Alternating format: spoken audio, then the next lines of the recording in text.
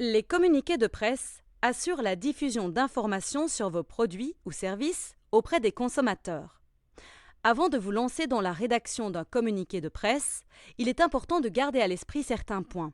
Dans cette vidéo, nous verrons comment choisir un sujet, comment adapter l'écriture selon votre public et comment créer un appel à l'action CTA. Avant de commencer à écrire, vous devez définir votre sujet. Les journalistes n'écrivent que sur des sujets dignes d'intérêt. Réfléchissez à ce que vous aimeriez annoncer. Lancez-vous un nouveau produit? Vous avez conclu un partenariat avec un nouveau client important? Avez-vous embauché un professionnel de renom dans votre équipe? L'étape suivante consiste à déterminer qui est votre public. À qui vous adressez-vous? Il s'agit d'une étape cruciale car elle déterminera votre stratégie. La première chose à déterminer est de savoir si votre public est un consommateur direct ou une autre entreprise. En d'autres termes, avez-vous un modèle de vente direct au consommateur ou un modèle de vente inter-entreprise? Ce facteur déterminera le type de canaux que vous utiliserez. Certains canaux standards pour les consommateurs, par exemple, peuvent être un journal, un blogueur en ligne ou un influenceur de réseaux sociaux. Toutefois, si votre public est une entreprise, vous pouvez envisager de consulter des blogs d'entreprise, des sites web d'organisations professionnelles, des revues spécialisées ou la presse. La deuxième chose à laquelle vous devez penser avant de rédiger votre communiqué de presse est votre appel à l'action. Il s'agit de ce que vous demandez au lecteur de faire. Voulez-vous que les personnes prennent contact avec vous? Voulez-vous qu'elles achètent votre produit? Ce sont des informations importantes à inclure dans votre communiqué de presse. Passons à présent à la présentation et à la rédaction d'un communiqué de presse. Pour vous aider, nous avons défini un format que vous pouvez utiliser pour rédiger votre communiqué de presse.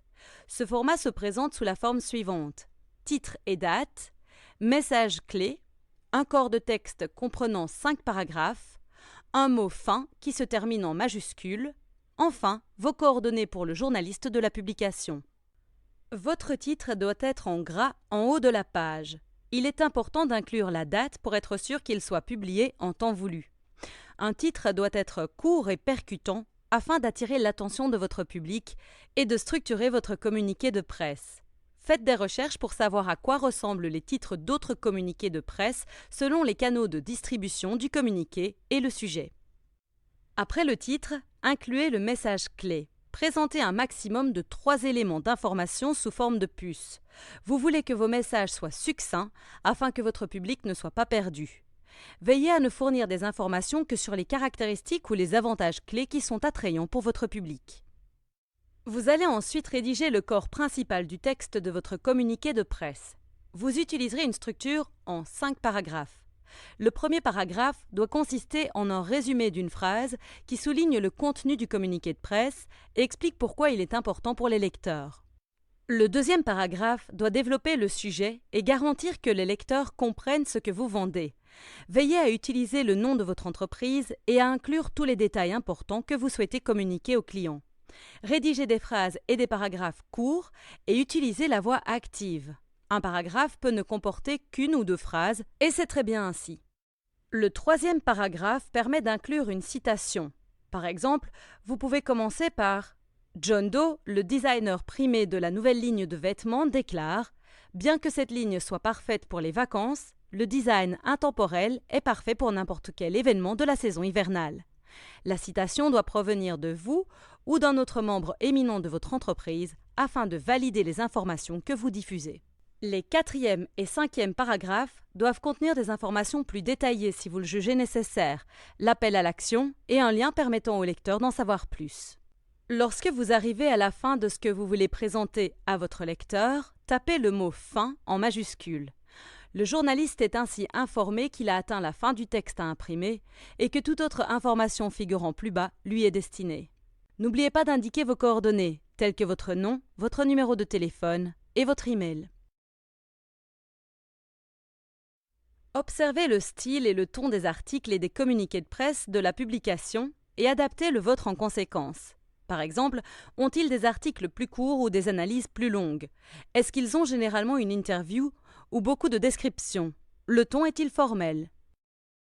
Les images jouent également un rôle important dans les communiqués de presse, car les journalistes aiment généralement ajouter des éléments visuels. Réfléchissez à ce qui illustrerait le mieux votre article. S'agit-il d'une image de votre produit dans votre magasin ou d'une photo de tête d'un membre de l'entreprise, par exemple? Avant d'envoyer votre communiqué, vérifiez quelques points sur votre liste. Tout d'abord, assurez-vous que vous avez vérifié l'orthographe et la grammaire. Il sera ainsi plus facile pour les journalistes de le publier directement.